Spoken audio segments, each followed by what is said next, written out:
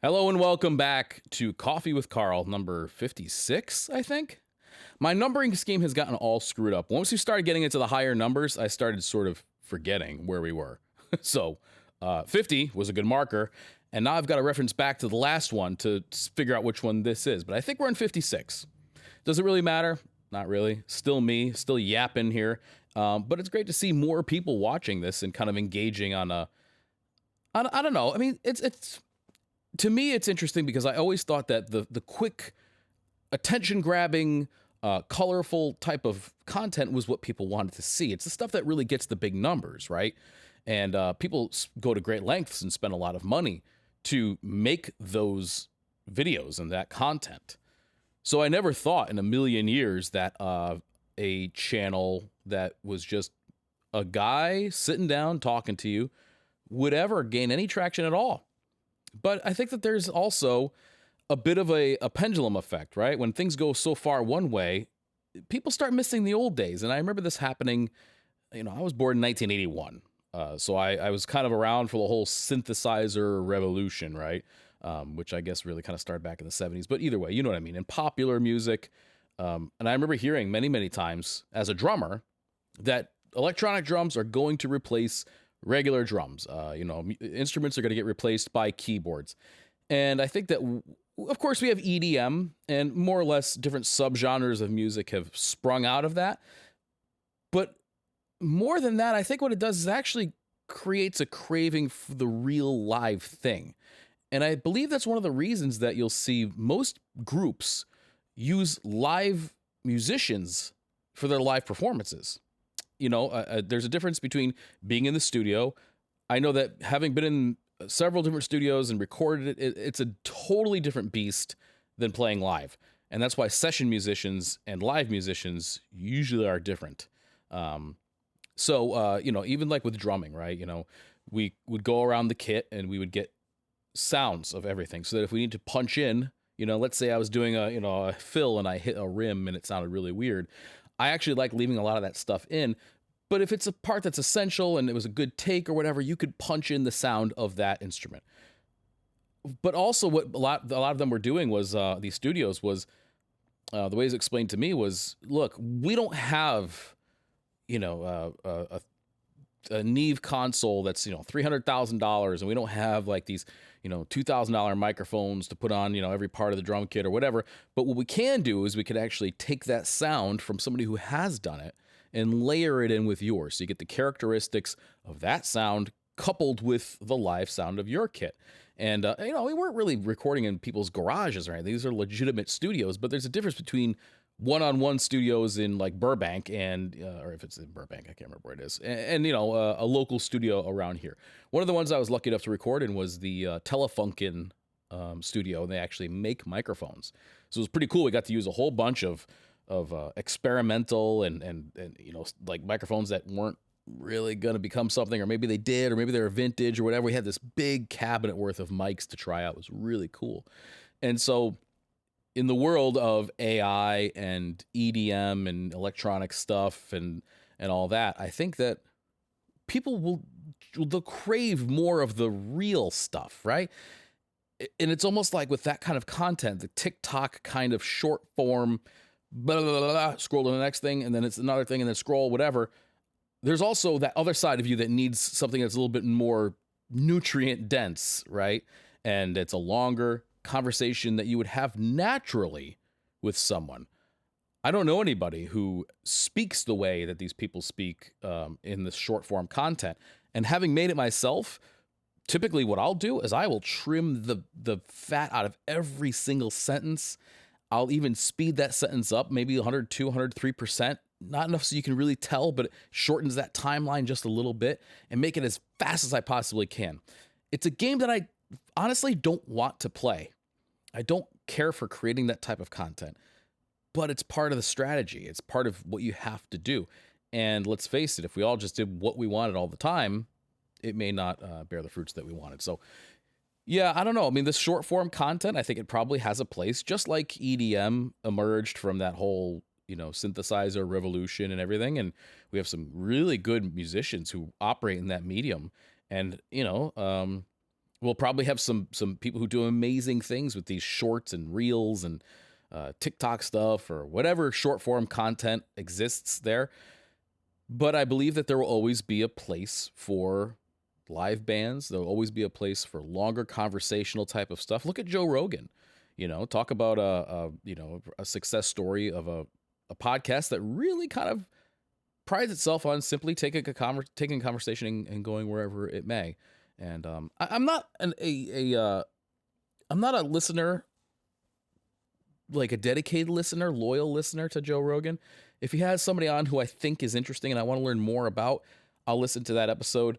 A lot of times when he's talking about MMA stuff or even comics and stuff like that, that's not kind of my thing. So I'll tend to tune out, but I'll tune in for the things that I like, and I'll listen to, Huberman Lab, or I'll listen to Lex Friedman for some things or whatever. It all started back in the day with, for me at least, with This American Life and listening to that. I remember that being like the first, kind of podcast thing that I was like, oh man, this is amazing.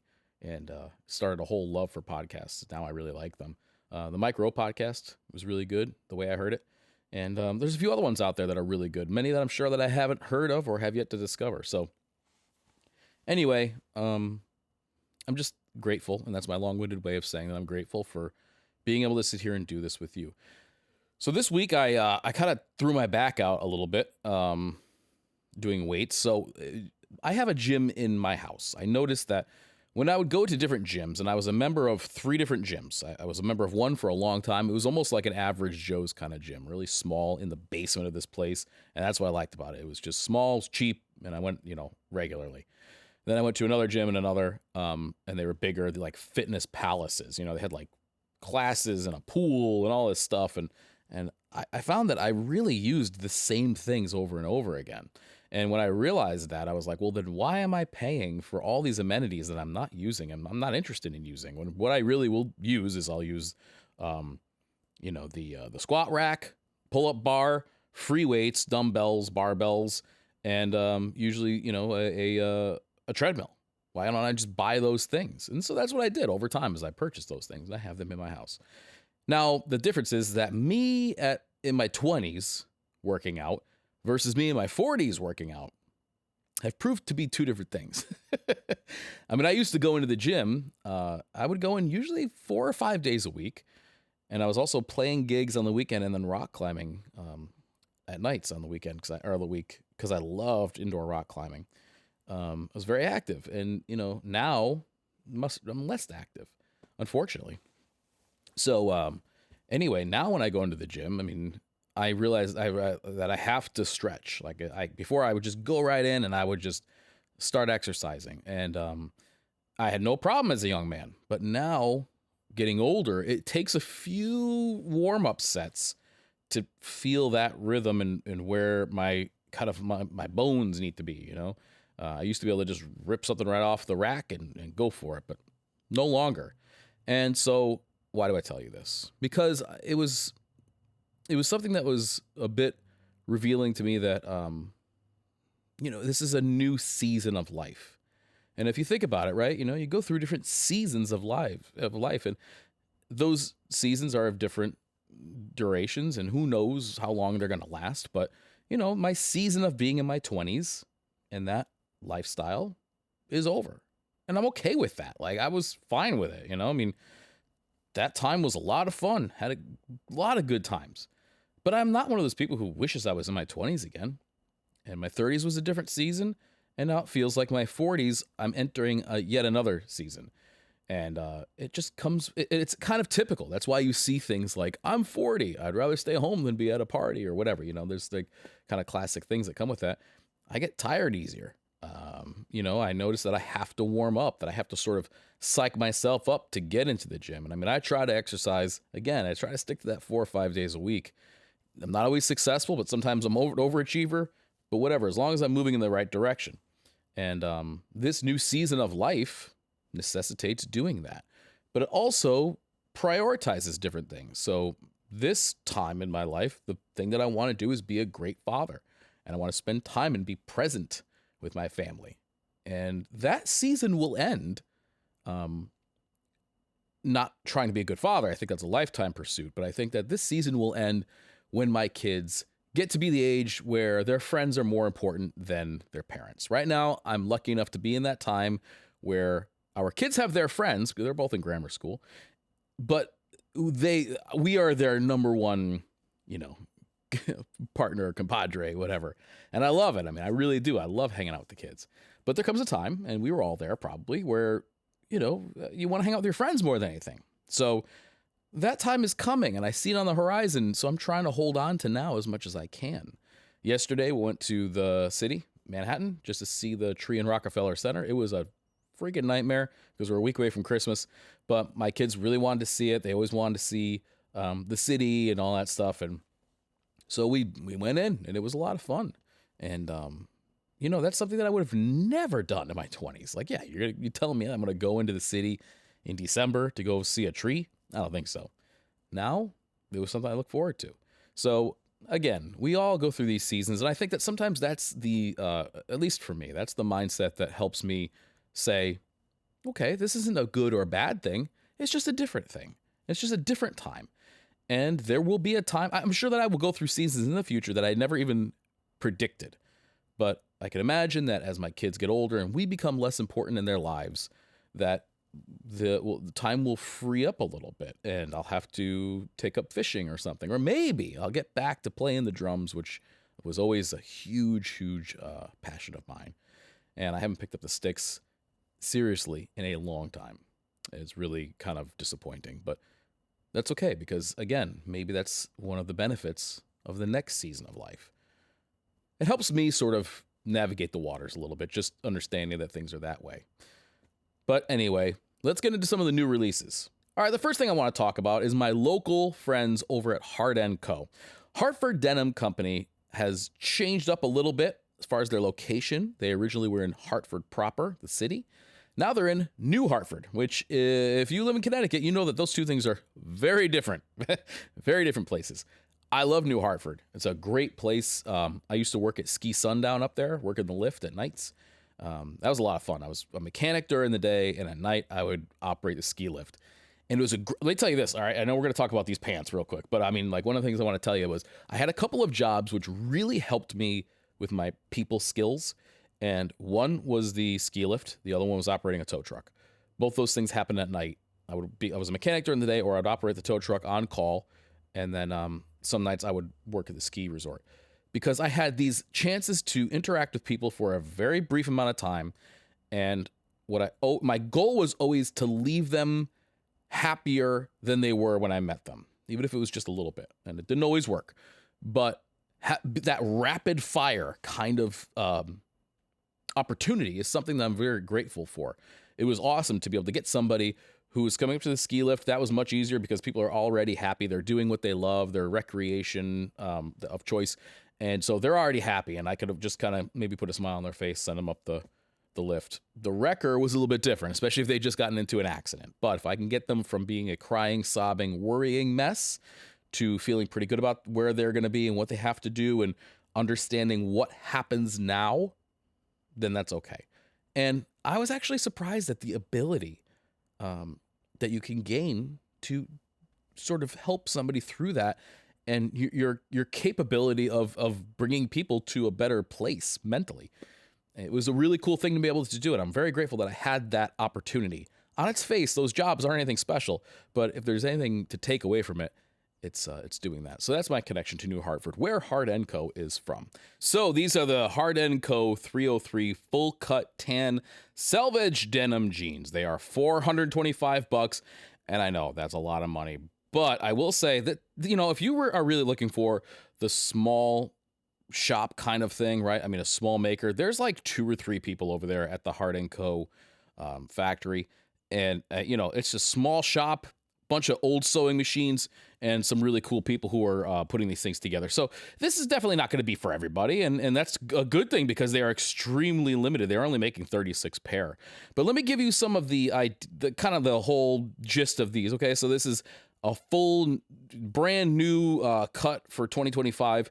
And so it's a 5-pocket jean. It is 13.5 ounce Nihon Menpu tan selvage denim This is their full cut roomy fit, which has a bit of a taller rise, a higher rise, but it still has a nice roomy leg in it. So it's pretty classic.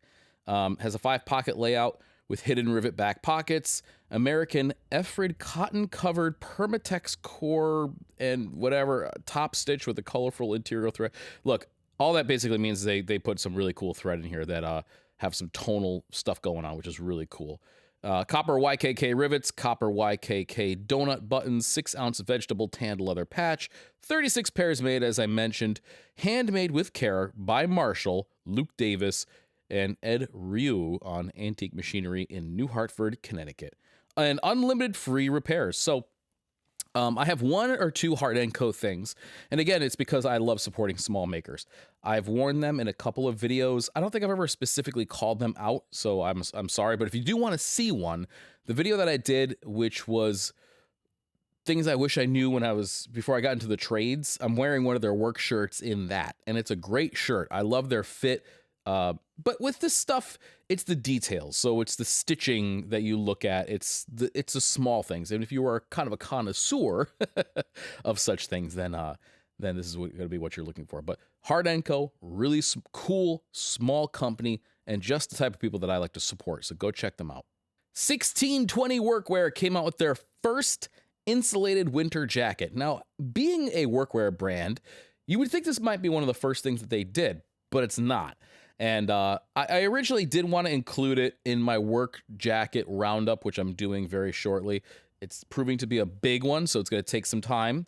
But it's also over the limit. I wanted to have nothing over $200 in that video. So this is actually closer to $400. This is their insulated Nyko jacket. It comes in 3 different colors. It's $398, as I mentioned here, but let's get into some of the features. So this is a limited edition, only 100 made for the 2024-2025 winter season. The thing with 1620 is their proprietary fabrics. You can't find these anywhere else. So this has their proprietary stretch Nyko shell fabric with a PFC-free water repellent coating. It's, of course, wind and waterproof fleece, so it's water resistant, 160-gram Polartec Alpha insulation in the chest, back, and hood. 160 grams in the body, but then it's 80-gram Polartec Alpha in the sleeves, so you have a little bit more range of movement there. And a couple of other brands do this as well. I know that Helly Hansen Workwear has a varying level of insulation in the sleeves versus in the body, and more or less that's to keep the bulk where it's really doing the most good. PU-coated Cordura 500 denier reinforced elbows and shoulders, so that stuff's basically impermeable. It's really, really tough. YKK Vislon AquaGuard 2-way front zipper to keep moisture out. High neck design, stealth cord hood lock, allows for easy and quick hood adjustments. Reinforced hood brim, inner zip, so they have a bunch of stuff. And here's the other thing, 1620's signature tradesman fit. It says here, we suggest sizing up if intended to be worn over a sweatshirt. So there's a couple things with 1620. Number one, their fabrics are the reason that you buy their products. Their fabrics are proprietary, which means you can't get them anywhere else.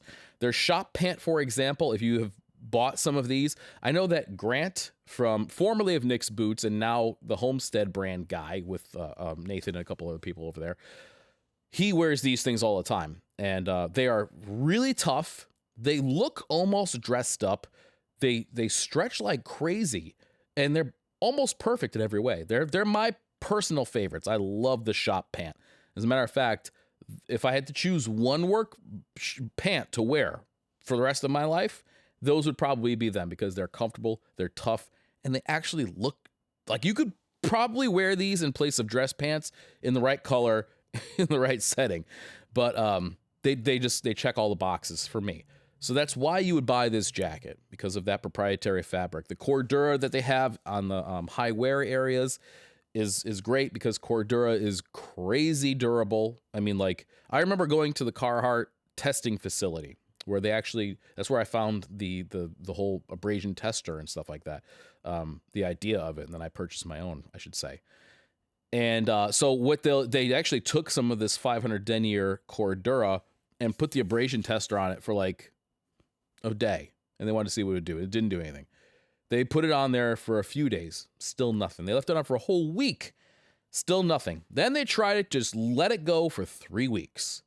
Just eating away at this Cordura. And they took it off, and it looked like almost nothing happened. And so they were like, yeah, this stuff's unreal. And it really is. If you saw my penetration tests, my abrasion tests on the Snickers workwear where they used Cordura, it's really pretty special stuff. It's perfect for workwear. Some of the reasons you might not want to buy this, because we got to be real here. As much as I like 1620, not everything's perfect, and I got to tell you the cons and the pros, just so I don't want you to make a purchase that, you know, you look back and you, man, Carl, you led me down a bad path. No. First of all, is that fit. I found that the 1620 fit kind of works for me, but kind of doesn't. And what I mean by that is that it's trim. And so if it's a pullover type of thing, I don't like it. I have one of their pullover rain jackets, and when it's on, it feels great. But it's very trim in the body, and it's trim in the cuffs, even on like the largest setting. Now, I know that's my problem. I have these big wrists, and they kind of like get in the way. But I found that when I'm trying to get out of it, sometimes it's like, it's kind of spooky. Like, I feel like I'm stuck in it, and I get a little bit of a panic attack. So I have to like be careful, you know? It's like I take the thing off, and it's like, all right, I got to kind of like prepare and then kind of get through it and know that it's going to take some inching to get it off of my head. So if you're claustrophobic, maybe a 1620 pullover isn't for you. That's a weird thing to say. But anyway, this isn't that. I found that if they zip in the front like their jackets and stuff like that, they're a lot better. But their tradesman fit is a little bit more close to the body. And one of the reasons that they do this is not for some style points thing. It's actually so that wearing a harness or other type of protective equipment is easier. And this definitely works. When you're wearing fall protection and you're wearing a big, billowy, kind of traditional work jacket, you get like puffing everywhere that the harness doesn't sit. And the jacket's basically useless underneath that as far as pockets and utility goes. So getting something that's a little bit closer to the body is actually better. And a couple of other companies have taken this and certainly run with it. True Work is one that comes to mind. All their stuff is pretty closely cropped. And a lot of that is for that reason, because it's supposed to get out of its own way. So the 1620 jacket might be really great for some people if you have the budget, if you like that material, and you appreciate that fit. If what you're looking for is an American-made warm jacket that'll just get you through casually, this might be a little overkill. So, you know, it's going to be great for some, not so great for others. Speaking of workwear, Patagonia Workwear have come out with a line of puffer jackets and vests to help you with keeping warm this season. Now, this is the type of construction that's used on like Canada Goose, Arctic Explorer kind of stuff. And more or less what it does is it creates pockets with downfill in them. This does not use real down. That's very expensive. The ethics of it could be questionable. So a lot of times synthetic stuff will do just as well, if not maybe a little bit worse, but it's not susceptible to being to getting cold when it gets wet. So synthetics certainly have their place over natural materials. But so let's just talk about this one right here. This is the men's Steel Forge puff jacket. And as far as I realize, I think that it comes in a couple of colors, but I might be wrong here. I'm not 100% sure. I see one on the website, but I have seen it in tan as well somewhere. Now it's $250, but I actually just got one of these, and I will say that if you were looking for a warm jacket that's also very lightweight, this will do it. Now, here's the deal, okay? Like, it's not going to be the most abrasion resistant. Let's read a little bit about the details, and I'll kind of give you my take on it, okay? So the fabric details: the body fabric is built of 3-ounce, 110 denier, 94% recycled nylon, 66% polyester ripstop, with a DWR repellent finish that's without PFCs. That's perfluorinated chemicals. So it's basically water resistant. Water will shed right off it, but it doesn't have those chemicals on it. And that's something you saw in the 1620 as well. The jacket is lined with 100% polyester taffeta and insulated with 150-gram thermo green, 100% recycled polyester. The hood itself has it's a cinch closure hood, and it's also insulated. So it has some pockets, hand warmer pockets that are also lined with some fleece in there. Okay, so you kind of get the idea here, okay? And it's 819 grams or 28.9 ounces. It's very lightweight. Now, okay, so this has a lot of the great stuff that you know from. If you're interested in Patagonia, you probably like the company, and they do a lot for the environment and giving back. And as a matter of fact, I believe that there's some sort of a guarantee as well with the Iron Forge stuff. So there is some sort of a guarantee. Again, if you're gonna wear this thing and shred it, I don't think you can return it. It's not like it's not like an unlimited guarantee. But let me just tell you, from having just gotten this week and having worn it in 20-degree weather here in New England, I'll say that I like it because it's extremely light. The thing, you put it on, you don't feel like you're wearing a heavy winter jacket, which, let's face it, can get a little bit like burdensome, right? It's really warm. It's very warm. I mean, like, this thing, you put it on and you're good to go in all but the worst conditions. So I like that about it. It has a lot of the Patagonia stuff that I've come to really appreciate, like the metal snaps. And that's what I always liked about their Farrier shirt. They use metal buttons, and it has a lot of just very thoughtful features to it. Everything on it just works. And that's, of course, why people like their stuff. I found that that's kind of the Patagonia workwear way, is that they're not usually the most feature rich. Their proprietary fabrics, like that hemp blend, are, kind of, I mean, they're cool, but they can feel really damp and sort of wet in the summertime, like especially when you get sweating and stuff like that. But they're also like pre-broken and very easy to wear. And this is following lockstep with that. This will also be available in a vest configuration, which I think it actually may be better depending on if you want to layer with it. So I like this jacket, but I'm not going to go out and work in sheet metal with it on because it's going to shred. There's just that thin kind of puffer jacket type of lining. And I don't care if they say how abrasion resistant it is. It's never going to be as abrasion resistant as a good old fashioned canvas or denim, or even Cordura if you have it. So it's great if you're not doing that kind of work. I think that if you're doing work that's maybe you're not gonna worry about cuts too much, it should be okay. But I think that if you are, and you still want that warmth, the better bet is to go with the vest, because you can wear that and get all that body warmth and then put another layer over it. If you wanted to, like, the combination that I'm gonna do is one of those, the puffer jacket or puffer vest beneath my workhorse. And if it's a really cold out, or if I need the abrasion resistance, I'll wear the heavy one. And to me, that's like a winning combination. So Patagonia workwear is one that usually, I don't say they get overlooked, because obviously we are aware of them, but a lot of people will simply tune out because of the price. They carry a premium over your traditional Dickies, Carhartt, Ariat kind of stuff. But I do find that you get it back. A lot of their stuff is really well made. It's very nice. Like I said, pre-broken in, and it has those details that a lot of these bigger workwear brands sort of skip out on. So Patagonia workwear, they're certainly one to always keep your eye on. And they still make one of my favorite shirts in the world. That's the Farrier shirt. I think their work shirts are really underrated. All right, so we talked about some workwear stuff. We talked about some local stuff. This is a new one to me. It's a company called CwC. SEUVAS. CwC? I don't know, but it sounds fancy. This is their coffee-dyed canvas capsule collection. And so this particular selection from this collection is their herringbone trucker jacket. So I like this. And I think what makes it interesting, though, is how they dye this thing. Can you guess? Because it's their coffee-dyed canvas collection. Let's read a little bit more about how they make it. So it says, CwC brings us a new coffee-dyed capsule collection, taking 3 garments and presenting them in a subtle shade of coffee by garment dyeing them in spent coffee grounds from local cafes in their region of Japan. So this is a 23-ounce herringbone canvas. It's basically kind of your typical work shirt type of look. And all right, let's face it, guys. It's this thing. It's cool, and it has some really neat stuff to it, right? The herringbone fabric, the cotton itself is really cool. I like the way they made it, right? It has a pottery stone buttons.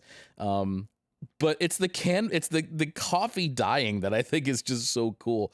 Now, I also like the fact that this is kind of a simple jacket, and it's I think that some people could rock this and make it look really good. You're probably not going to go to work in it. You could, sure, but I think this is just one of those artisanal things that you may like. And I don't know, man. I got to tell you, to me, it just looks like a really well worn in work jacket off the rip. And I'll bet you, I don't know this for sure, but I'll bet you if you give that thing a sniff, I bet you get some nice coffee aroma as well. So I don't know. I also like that cinch back. I always wanted a cinch back jacket or pants, and I've never ever owned anything like that. I just thought it was a cool way. I think, of course, if you get a typical vest, you'll get a cinch back, but I don't have any jackets to do that. I always thought it looked cool. So anyway, this is how much does this thing cost? I know it's not cheap because it's $430. So it's expensive. It's one of those things. It's I like talking about small brands and interesting stuff, and this one caught my eye, and that's why I'm talking about it. All right, so we've spoken about a lot of very expensive things in this video. The cheapest thing, I think, was that Patagonia at like 200 some odd dollars. So I feel bad because I don't always want to talk about things that are $400 plus. That's just crazy. So I want to talk about this last thing. All right, that's also $400 plus.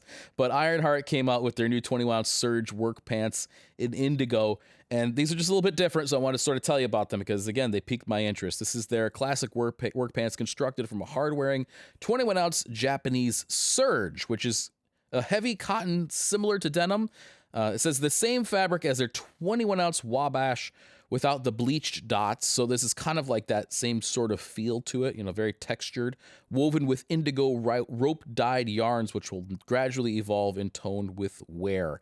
And if the past is any indication, these will certainly look way better in the future than they do right now. They just, I don't know, man. I love this. They look like they already have some fading on them on the edges and stuff where they go through the machining process and where they're handled. So if you like that kind of thing, which I definitely do, fading and all that stuff, these look like something that is a little bit different than your traditional denim fades. And so, again, if you're a patina guy or a girl and you like that kind of stuff, here you go from Ironheart. Looks cool.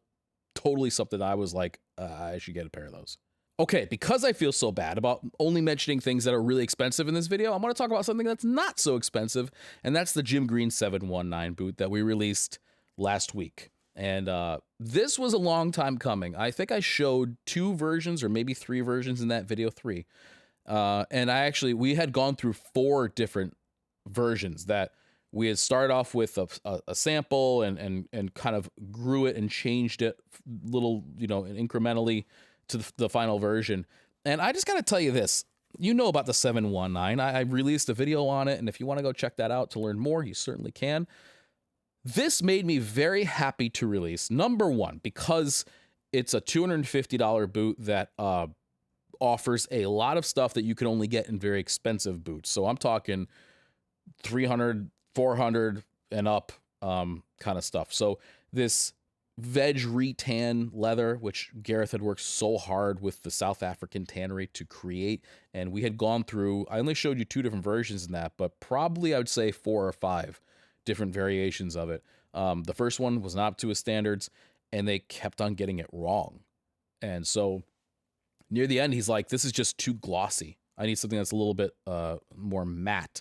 And he worked and worked and worked at it until he got what he wanted. Other small things that you might not have seen, like the heel counter, the toe, I believe, had changed a little bit because, again, it's based on the Noomzon, and I love that boot, but the upper changes. So, it's a totally different boot, but that's sort of where it began and where it has its roots. But you're really getting a lot of boot for the money, and I loved the idea of being able to offer that type of thing to people who don't have the money to spend on this stuff. Again, getting back to the beginning where I spoke about seasons. It was not long ago that I was not able to afford good stuff. And now that I'm in the season of life where I can afford better things, I always want to keep in the back of my mind that guy who couldn't afford those things and sort of, I don't know, help somebody out and give them a good option and give them something that's really big bang for the buck. I don't want to lose touch with my roots is what I'm saying. So that's the first part of that and why it was so special. I could say the same thing about the Thursday Brawler, which is coming up soon. Same thing, although that's going to be a little bit more expensive. We'll get back to that some other time. The other reason that I like the 719 and it's so important to me is that literally the name of it is the beginning of my friendship with Gareth. And Gareth is, if you've watched the videos, Jim Green's videos, he comes across as a very warm, friendly, charismatic kind of guy, and that's exactly what he is. This boot, to me, is a celebration of our friendship. 719 is July 19th. That's the first time I sent him an email. My channel had like 3,000 or 4,000 subscribers, and he took a chance and reached back out to me, and we were able to get a pair of Razorbacks here. It was just like, we were both smaller at that time. Jim Green was smaller, my channel was smaller, and then they've both grown together, which is awesome. So celebrating that friendship and what I feel has always been the sort of underlying message of everything that I try to do here, which is human connection, is even more important. So celebrating that friendship means a lot. So hopefully this is going to be a really big success. And in that, I mean that people will get it and wear it and love it. That's what I really hope. So we'll see. But, that'll prove out in how people wear it. But anyway, we're going to get to the patrons only segment right now. Thank you so much for sticking with me through this. I've been a little bit long-winded. I apologize, but I had some thoughts to share. Anyway, will I talk to you before the holiday? I don't think so. Well, for those of you who celebrate Christmas, Merry Christmas. I'll speak to you next week. For those of you who don't, hey, you know what? People are always willing to share their traditions. And if you ever were curious about celebrating Christmas, reach out to somebody to see if they'll include you in their celebrations. I've always enjoyed sharing celebrations with people from different cultures and different backgrounds and beliefs from myself. Usually they're very welcoming, and it's really a great experience. So either way, whatever you celebrate, have a good one, safe, and we're going to get to the patron segment right now.